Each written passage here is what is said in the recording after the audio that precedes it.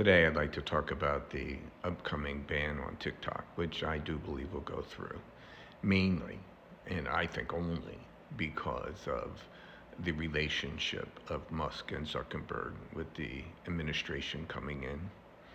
And so it's going to happen whether we like it or not.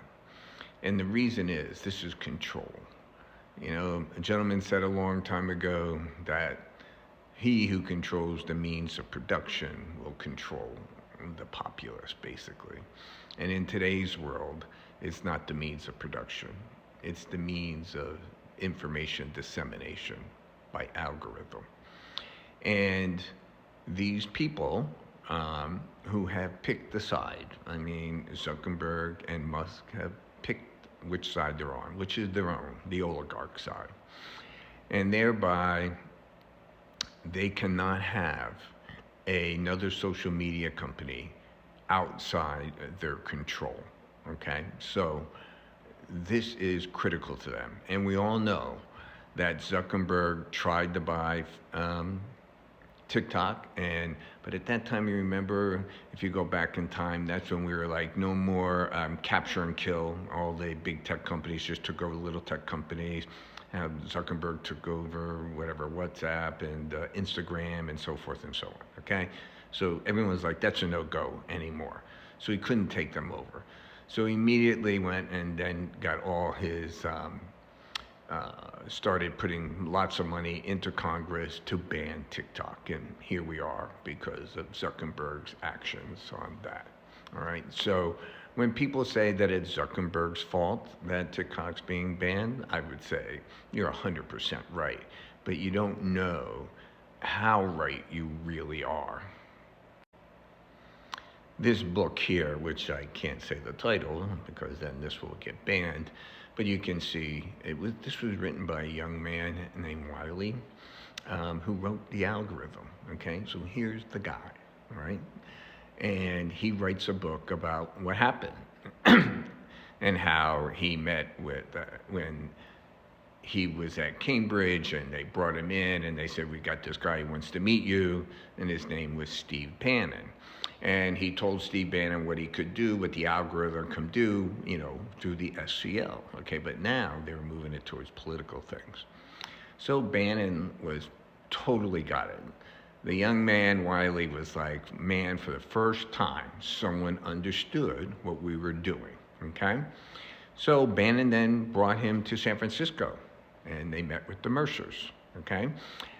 Who are big right-wing donors in this country, billionaires, and they decided to back them. And so this book is about how this all started with the algorithm.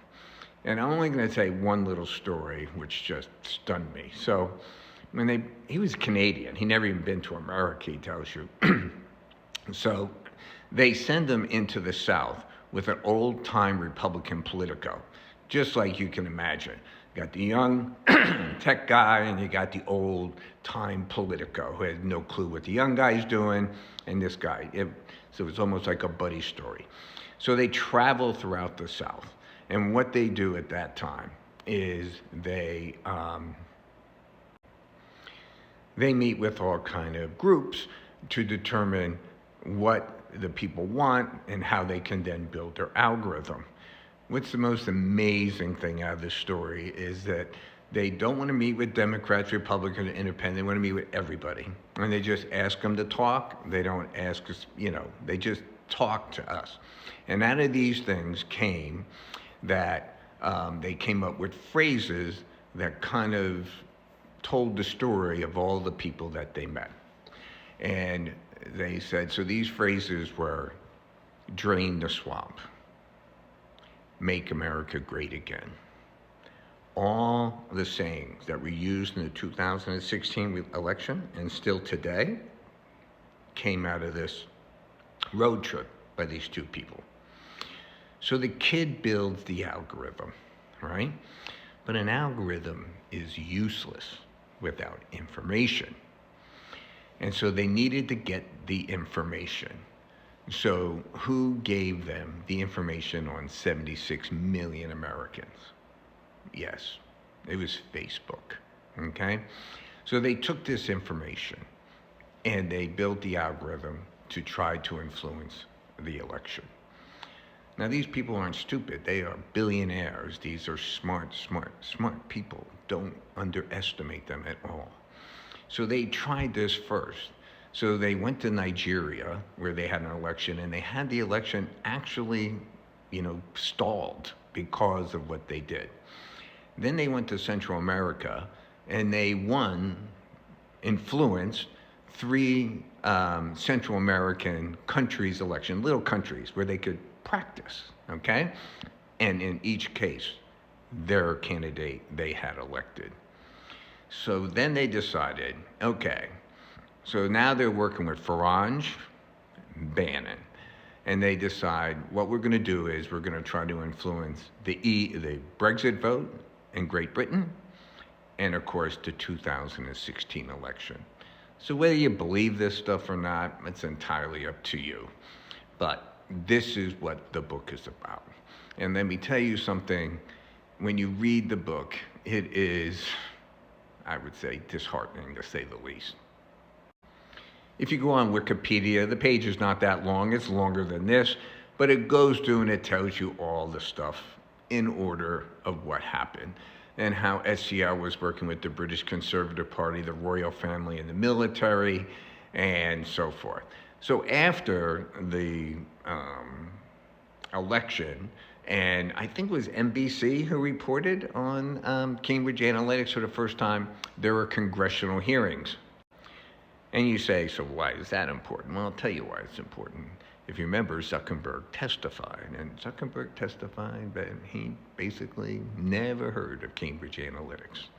Well, then this book I just showed you was published, and the woman and this young man, worked directly with Zuckerberg on taking the 76 million Americans' information and putting it into the algorithm. Because you see, an algorithm is worthless without the data. It's the two together that make it effective, okay? So you have to think of where we are in our country today. This part of the Wikipedia page tells you that Cambridge Analytica, well, they had to declare bankruptcy. No one would work with them because of what they did, and everyone knew what they did.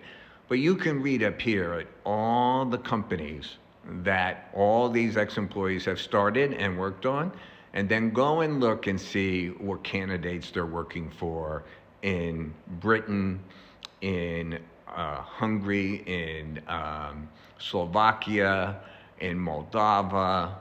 These are the people that are now, all these companies now are working with the Cambridge Analytica and data, okay, wherever they get it from, to influence the elections. So what does that mean to us in TikTok? Well, think about it.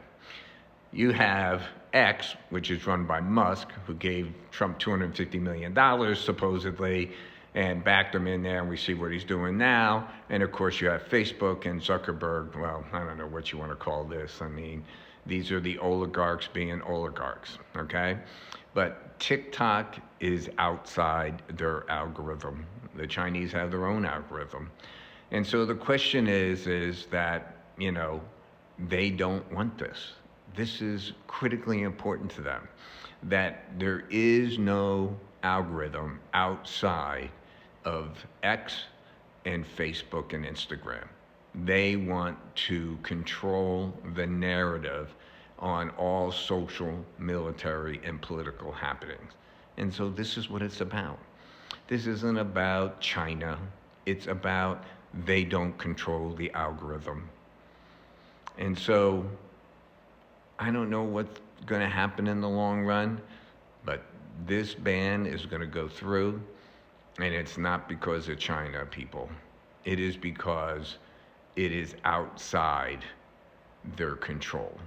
And the oligarchs in America will not allow an outside algorithm to influence events in any way, shape, or form. What do you think? Like and follow. Certainly. Give me your comments.